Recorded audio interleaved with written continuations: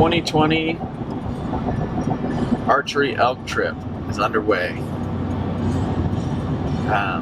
We're heading to Colorado this year, western Colorado, and contrast to last year, we were in Idaho. So we're excited. The advantage we got this year is we are connected with a local guide in Colorado, Christopher Borchard with Smoking River Pursuits. We got about another 11 hours driving. We're just kind of locked in for the long haul.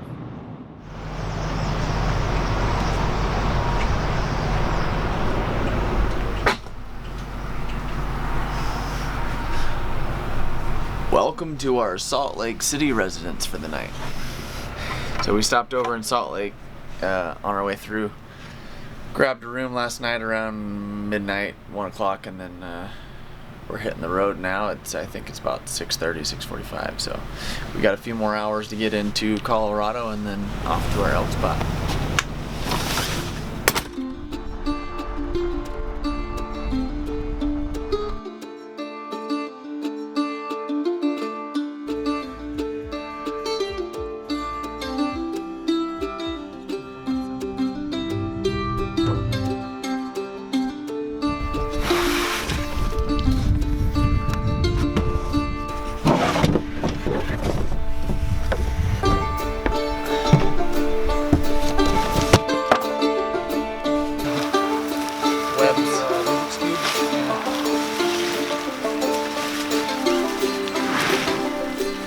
Alright, it's opening morning. Well, it's opening morning for us. It's like the last week of archery here in Colorado, but we got in yesterday and got the intel we needed, and we think we have a location on a decent herd that's coming down in the valley and up the ridge in the morning, and they're nocturnal. Their movement's all nocturnal, so we're here. Our first light's probably 45 minutes away. We're gonna try to ease down and cut them off, and that's our game plan for this morning. Hopefully it works. We'll see. Reports are that these bulls are just now starting to bugle, like within the last couple days. So it's a little bit of a late rut. It's been really hot, dry. So we'll see.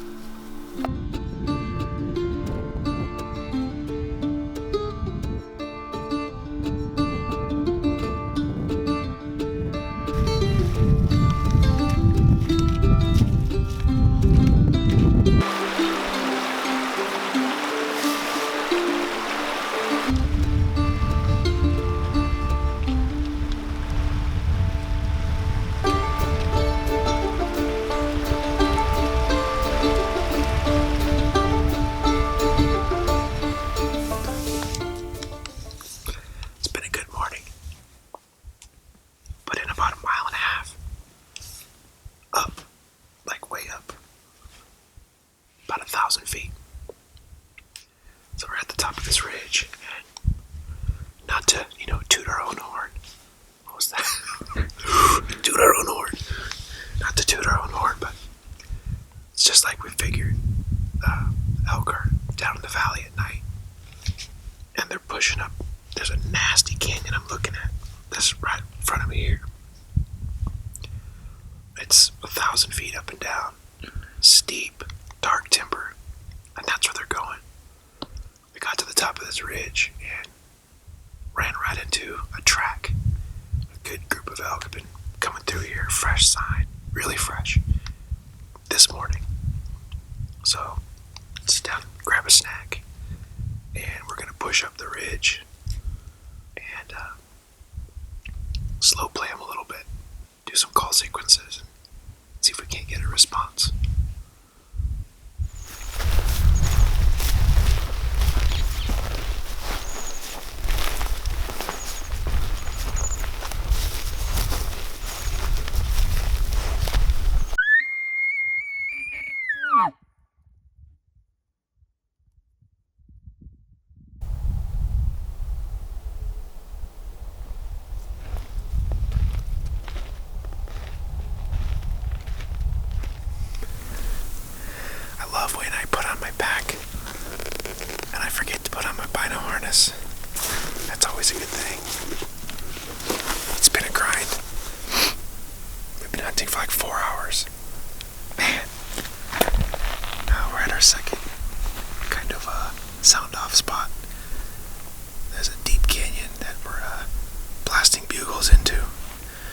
just one right after another. No, we're not doing that. But nothing yet. Muzzleloader season just ended yesterday, so we're thinking a lot of these elk are pressured and holding way back in the fun, thick and nasty. So back to it.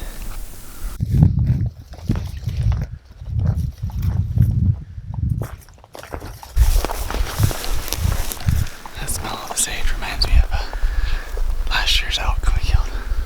We're about 3/4 of the way through day one, and we probably put on about 5 miles so far, and looking for elk and sign, and did a few bugles here and there. It's pretty dry up here. It doesn't look like they got a very good rainy year last year, or this year. Matter of fact, we were told it only rained a few times throughout the summer. So all the creek beds are pretty much dry, and we've been pushing back into some further pockets, and it looks like the elk are probably holding further down toward the main water source. So we're gonna hunt a little spot tonight that we think they may be moving through, and then kind of regroup and see if we can find out where the elk are. We're making a set out of the first night of the hunt. We found some semi-fresh elk sign, probably some of the freshest that we've seen, and a little wallow that's been hit pretty recently. And so we're going to sit on it, just a little uphill of that thing, and wait and see if these elk come back down. They've been going, the theory is they've been going up and bending in the higher country, coming down and feeding in the ag fields. So we're trying to catch them in between. So we'll see how it goes.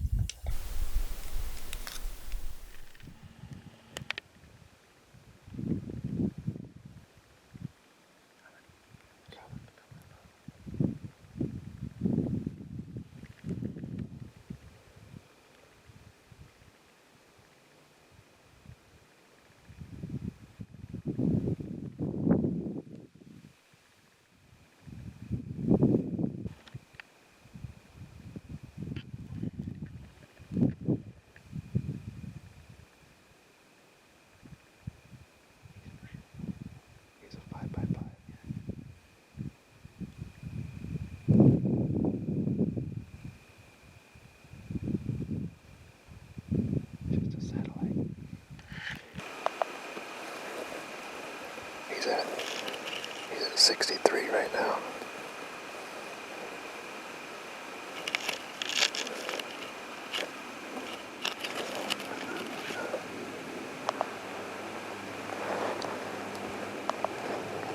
He's at 63. Get ready. As soon as he gets past this clump. 66, 67, 68. Okay.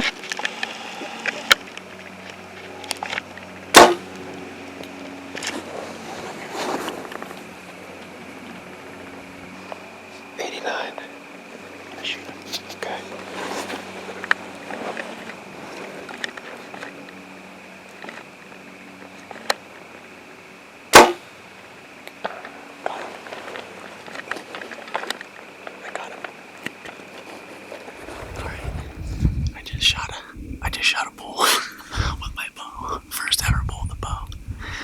I'm shaking like crazy right now. He walked up just like we thought he would. Walked across the side of the hill in front of us. Stopped it. What was the first shot? 70, 60, 69 yards. I shot. I don't know for sure if I hit him. I didn't hear anything. He walked off to 89. And then I shot him again, and I heard it hit him that time. And then he went about 20 feet and fell over. But he's still kicking around up there, so we're just letting him die. And then I can't stop shaking it. And then we're going to go see what we got up there. I'm so excited. Yes, day one, baby.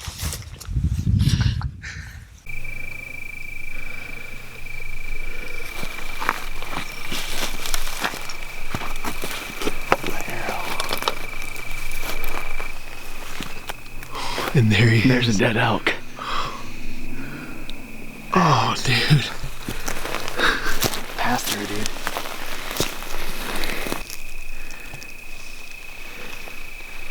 Slick Tricks did it. Oh man. Wow. Thank you, buddy. Thank you, buddy. Wow, dude.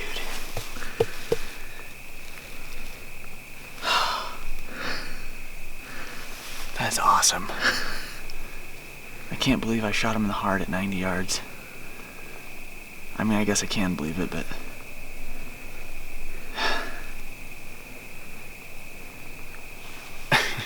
This guy, I thought I might have hit him.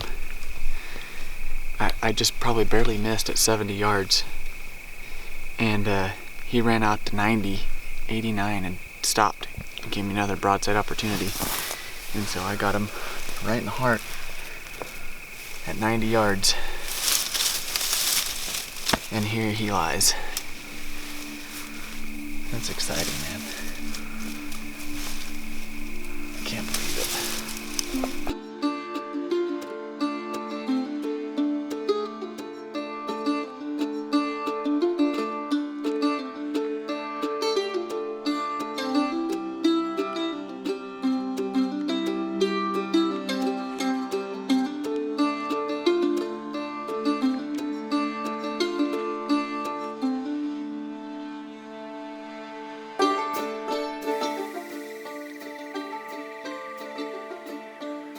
Well, I don't know if we're manly or stupid. So what we're gonna do is get this whole elk out of here tonight, because we have 2.5 miles to get back to the truck. We have to cross a river. It's like 10 o'clock, 10:30, and we don't want to come back. So we're gonna do this. Packs are 150 plus pounds each.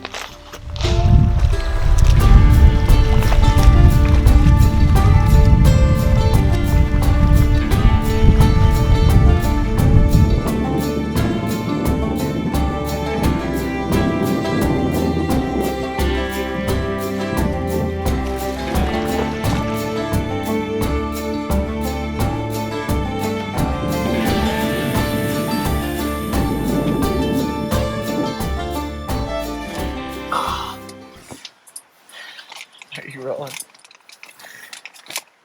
Well, we made it back to base camp.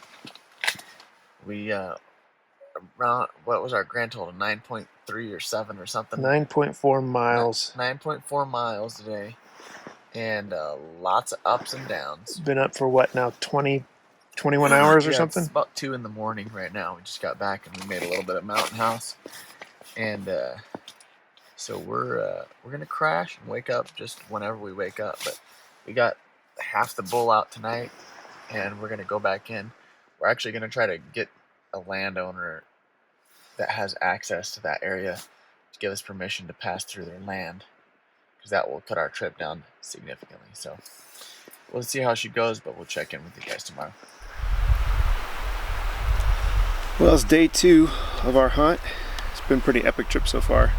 Day 1 kind of turned into day 2 because we didn't get to bed till like 2 a.m. It was incredible. Kind of rode the emotional roller coaster of the first day of a hunt. You guys know how it goes. So we get into a new area. We got some great info from Christopher, and he put us on to where he thought elk would be kind of transitioning back and forth from feed and water up to bed. But we got up there, we weren't seeing any sign, so we just kept boots on the ground, and finally found some somewhat fresh tracks kind of going towards the back of a canyon. Anyways, long story short, Ben shot the bull at last light last night, and by the time we got back to the tent, it was 2 a.m. It's crazy. It's hard to sum up the experience in an interview, but anyways, all that to say, today's been a recovery day. We slept in a little bit, took the meat down to the processor, and we got some intel for another spot for tonight. So tonight we're going to be setting up on a water hole, so don't have to hike. Added bonus. But yeah, we're excited. Trail cam footage from the area. Christopher pulled the images, and we got some good stuff. 6x6 has been around, a couple bulls and a spike. So high hopes for day 2.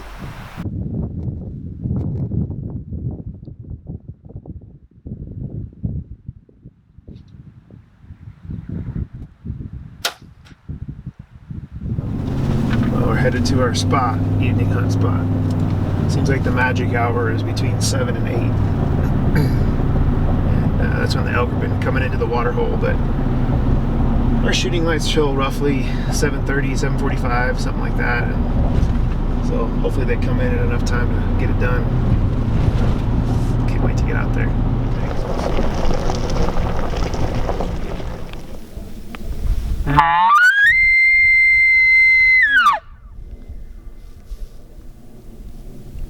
Well, we've got good and bad going on right now. We've got, I don't know if you can hear that. We've got a bull and a nice herd of probably 10 to 15 elk, maybe 800 or 900 yards in front of us. The bad is this wind is really unpredictable. It's kind of cloudy and it's just swirling. And so we're trying to figure out what play we're going to make. We want to get downhill if we can and make a slow play on him. See if we can pull him down, but it's just risky with the wind, so we're putting together a game plan.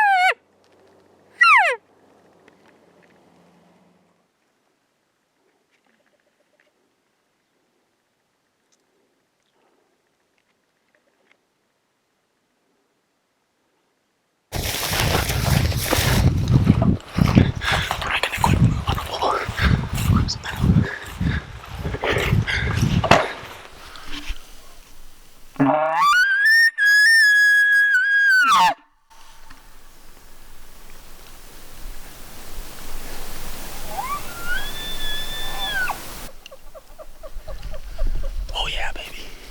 I see him.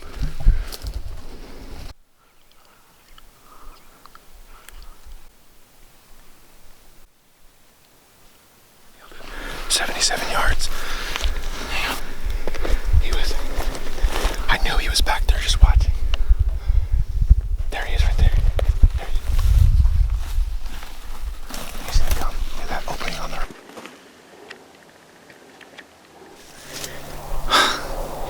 The highs and lows of bow hunting, huh? It's been a crazy morning. This whole sequence started a quarter of a mile that way. We put a slow play on and we called in a herd bull, but we had a little valley between us and he wouldn't come across that, so we got low, just literally ran across the clearing, got up on his level and just stayed in the trees. And he kept moving off, and we'd bugle at him, he'd stop, he'd bugle back, and then we'd move up, and he'd move up. He had a bunch of cows, Yeah. so he wasn't anxious to play our game. So we kept working until we got close enough, and I was able to sneak between a couple trees back here. And when I popped out, he was looking at me, kind of quartering to at 77 yards. So I felt like I took a good shot. Did see him run off. Watched him disappear into the trees. So now We wait. Now's the hard part of bow hunting, because we haven't retrieved the arrow yet. That's our next step. Go see what the arrows, if we can find the arrow, what kind of blood we got. So Fingers crossed. So you're at 77 right now. Okay. So he was somewhere right in here. Well, I missed. I couldn't find the arrow anywhere, but we watched him take his cows up over that ridge and he was fine. So I don't know what happened. The shot felt good to me, but no blood. He's walking fine. He's bugling. He's pushing his cows. There's no problems at all. So that's archery.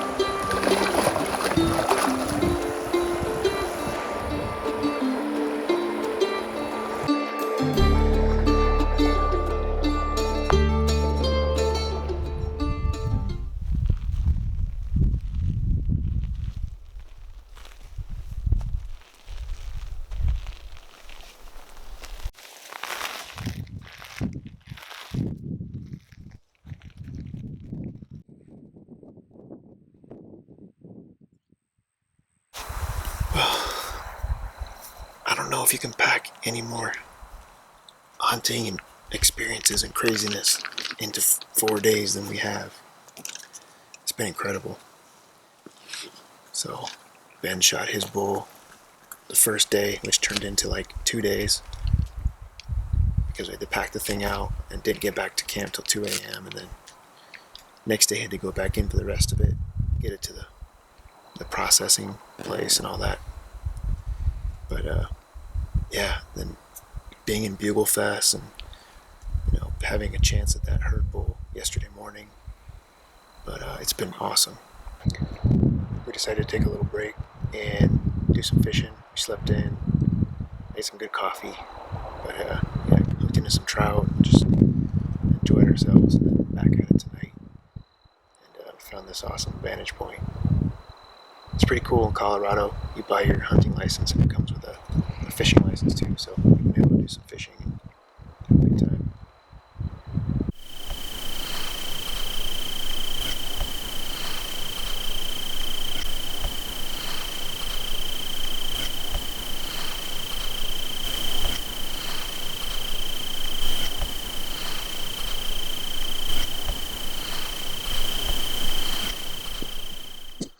Either way, I don't think they've caught no big on the property, are they?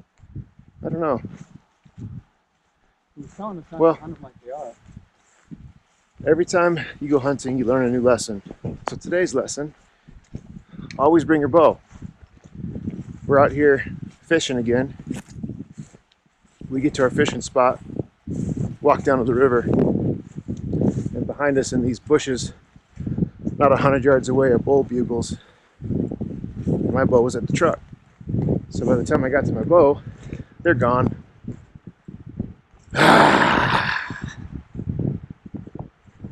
Let's go squirrel hunting. This is it. The final night. So we're back where we had our rut fest a few nights ago, and where I took a shot at that bull a couple days ago. So last night, already packed up,